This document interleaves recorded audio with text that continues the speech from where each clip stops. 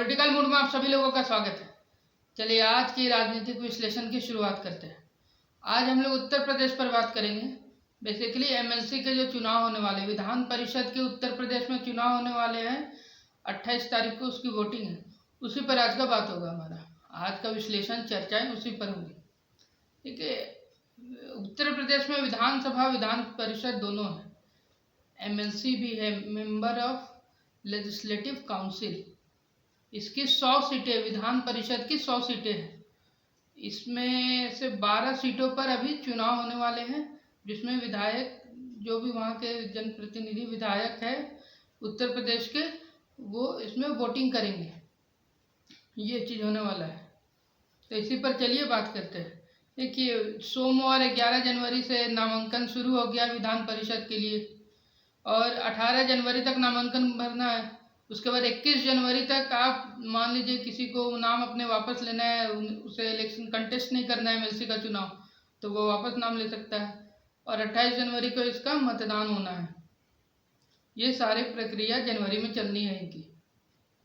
12 सीटों पर चुनाव होना है। अब 12 सीटों पर जो विधान परिषद का चुनाव होना है, तो हर सीट पर 32 विधायकों का मतदान चाहिए, किसी भी पार्टी को। मेजोरिटी में तो बीजेपी है, भारतीय जनता पार्टी। भारतीय जनता पार्टी के पास 309 विधायक है। अपना दल उनके सहयोगी है एनडीए में, जो उनके 10 विधायक है। और राजा भैया भी बोला जाए, जो राजा भैया है वो भी बीजेपी को ही सपोर्ट करते हैं। राजा भैया मतलब कि जो कुंडा के विधायक है, रघुराज प्रताप सिंह, निक नेम राजा भैया के नाम से ही फेमस है, इसीलिए मैं बोल रहा था। अधिकतर लोग उसी नाम से उन्हें जानते हैं।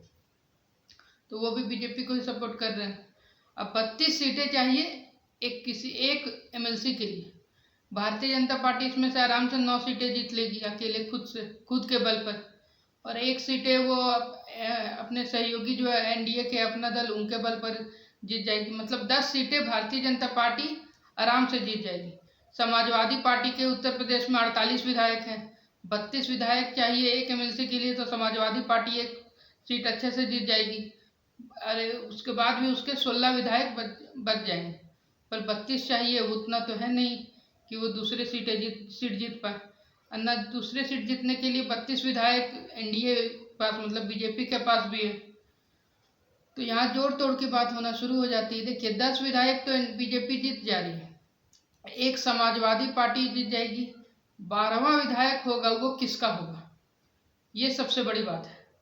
12वां विधायक किस पार्टी का होगा, क्योंकि बहुजन समाज पार्टी का होना बहुत मुश्किल है, क्योंकि बहुजन समाज पार्टी के 18 विधायक है ही, कांग्रेस के 7 विधायक है। उसमें भी बहुजन समाज पार्टी के जो 18 विधायक है, तो राज्यसभा में कुछ क्रॉस वोटिंग का भी मतलब कि लगा था, आरोप लगा था, क्रॉस वोटिंग कुछ किया। तो 10 विधायक करीब करीब समझिए कन्फर्म है, जो कि उनके है। बाकी कुछ बागी भी है। कांग्रेस के भी 7 विधायक है, जिसमें 2 बागी चल रहे हैं, जिसमें से एक है अदिति सिंह, जो रायबरेली से एमएलए है, विधायक है कांग्रेस की, वो भी बागी चल रही है। तो कांग्रेस के भी 5 विधायक ही मोटा मोटी लेके चलिए कि उनके 5 विधायक है जो सही से है। बाकी 2 बागी निकल गए। तो इनके पास उतने सीट है नहीं कि ये एमएलसी अपना मतलब कि दे सके। तो एमएलसी या तो समाजवादी पार्टी, नहीं तो भारतीय जनता पार्टी को मिलेगी। जो 12वीं एमएलसी होगी, मतलब कि विधान परिषद की 11 सीटों का तो ये डिसाइड हो जाएगा। 1 सीट जो बचेगी उस पर यही दोनों पार्टी में से एक होगा। पर इसमें भी ट्विस्ट है। देखिए, अगर समाजवादी पार्टी, अखिलेश को उम्मीद कम है सपोर्ट करने का, क्योंकि नवंबर में जो राज्यसभा चुनाव हुए थे उसमें अखिलेश यादव ने अपने उम्मीदवार उठा दिए थे, जिससे सारा समीकरण बिगड़ गया था। बसपा का भी समीकरण अच्छा खासा झटका खाया था इसमें। तो हो सकता है भारतीय जनता पार्टी को बीएसपी सपोर्ट कर दे, तो 12वां एमएलसी जो होगा वो भारतीय जनता पार्टी का बन सकता है। या तो बीजेपी बीएसपी को सपोर्ट कर दे, तो एक बीएसपी का भी एमएलसी निकल सकता है। तो ये सारा कुछ चल रहा है, पर उम्मीद है बीजेपी इसमें 12वां एमएलसी भी अपना बना लेगी, क्योंकि बीजेपी के पास भी 32 चाहिए, पर बीजेपी के पास भी 21 वोट एक्स्ट्रा हो रहे हैं एनडीए के पास। अब बताता हूँ, 32 नहीं हो रहे तब भी कैसे जीत जाएंगे। देखिए, मान लीजिए 32 विधानसभा सीटें हैं, तो 32 सीट चाहिए जीतने के लिए 32 विधायक किसी एक पार्टी को, पर एक पार्टी के 18 विधायक है, एक पार्टी के 22 विधायक है। एग्जाम्पल दे रहा हूँ। तो 22 वाले को के जो उम्मीदवार होंगे वो जीत जाएंगे, क्योंकि जिसका ज़्यादा रहेगा उसके उम्मीदवार जीत जाते हैं। तो ये सारा कुछ है। तो मैंने आप लोगों को बताया विधान परिषद के बारे में। इसके बारे में मैं डिटेल से, अगर आप लोग को विधान परिषद के बारे में बहुत ज़्यादा नहीं जानकारी पा रहे हैं किस तरह से होता है, तो इस पर मैं डिटेल से एक वीडियो ऐसे आगे बना दूंगा, जिससे आप लोगों को आसानी हो विधान परिषद के बारे में जानने में। अपर हाउस को विधान परिषद कहते हैं, लोअर हाउस को विधानसभा। जैसे राज्यसभा लोकसभा होता है, राज्यसभा अपर हाउस, विधानसभा लोअर हाउस, उसी तरह से होता है। और उत्तर प्रदेश में विधानसभा की जो 100 सीटें हैं, उसमें से 38 सीटें ऐसी जिन पर विधायक वोटिंग करते हैं, जिसमें से 12 सीटों पर चुनाव है। 36 सीटें हैं जो स्थानीय निकाय के चुनाव होते हैं, उसमें से जैसे कि मैंने एक पहले भी वीडियो बनाया था महाराष्ट्र पर, वहाँ पर भी जो नगर निकाय के 7 सीटों पर जो चुनाव हुए थे उस पर। तो उसके अलावा कुछ शिक्षक खंड की कुछ सीटें होती है। उसके अलावा 10 सीटें मनोनीत होती, नॉमिनेट किया हुआ रहता है 10 सीट, जिनका कार्यकाल 6 साल का होता है। जैसे कि राज्यसभा सांसद का जितना कार्यकाल होता है, जितना लंबा उतना लंबा। तो ये सब चीज़ें हैं। बीएसपी के आप बताता हूँ कौन कौन विधान परिषद मतलब कि है एमएलसी, जो कि इस बार समझिए उनका कार्यकाल पूरा हो रहा है और वो दोबारा एमएलसी बनना उनके लिए बहुत मुश्किल, क्या नामुमकिन टाइप है। बताता हूँ।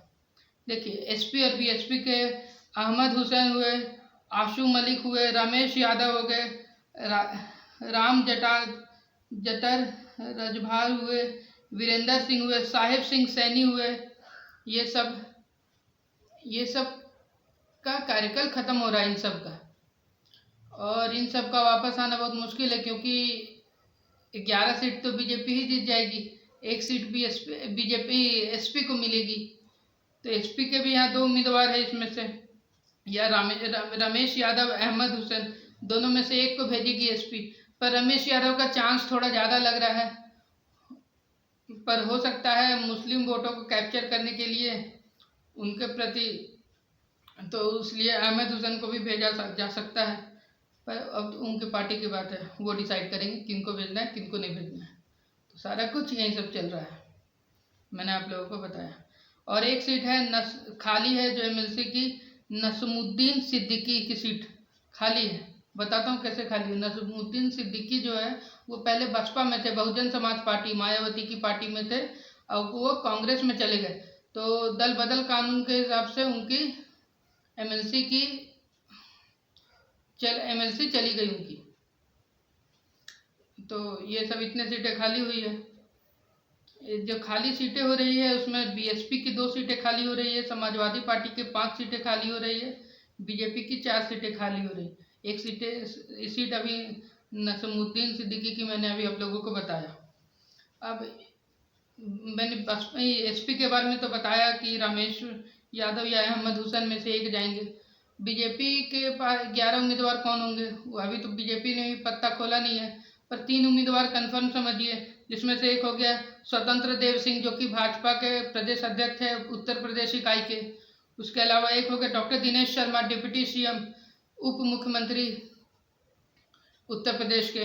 उसके लक्ष्मण आचार्य। ये 3 लोग तो कंफर्म है कि एमएलसी बनेंगे, एमएलसी जाएंगे, फिर पहले भी थे, इस बार फिर एमएलसी बनेंगे।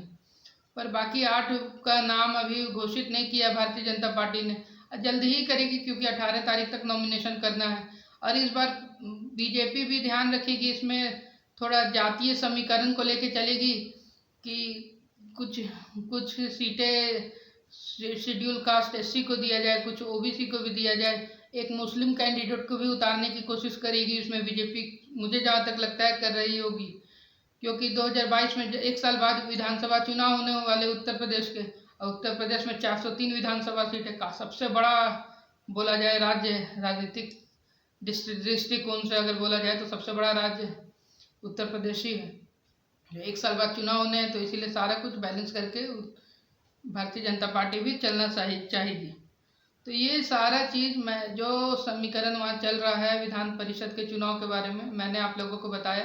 अभी बहुत सारे उम्मीदवार डिसाइड नहीं हुए हैं, इसीलिए मुझे लगता है इस पर एक और वीडियो बनाने की ज़रूरत पड़ेगी। तो जैसा कोई अपडेट आएगा, वैसा जिस टाइप का अच्छा अपडेट कोई भी आया तो मैं आप लोगों को ज़रूर उसका विश्लेषण दूंगा। और अगर ये वीडियो अच्छी लगी तो इसे लाइक कीजिए और चैनल को सब्सक्राइब कीजिए मेरे आगे की वीडियोस के लिए। धन्यवाद।